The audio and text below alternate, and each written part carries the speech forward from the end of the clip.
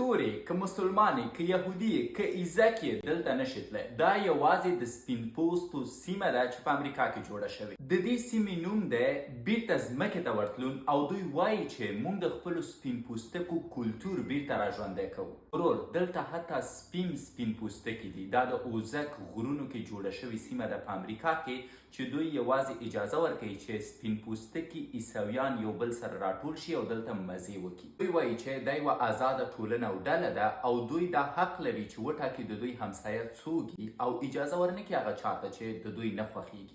اصل دا ده چې نارینه به درانه کارونه کوي او ښځې به ماشومان ساتي او دیګ به کوي. هغه کورنۍ چې د ماشومانو سره یو ځای دی غرونو ته ورځي حتی هغوی ته نغدي پیسې هم ورکوي. اوس دپاره په دې کلي کې 40 نفره اوسیږي خو ټولې نړۍ نه په زرګونو سپین پوستکي دو سره مالي مرسته کوي تر څو داسې سیمې لا ډېرې جوړې کړي. ښه ده چې زما سترګې شنې دي او پوستکی مې لږ څه سپین دی، اما هغوی چې غنم رنګ او تور دي د اوس نه ځان ته امادګي ونیسئ. مجبور تاسو هم داسې یو ټولنه جوړه کړئ.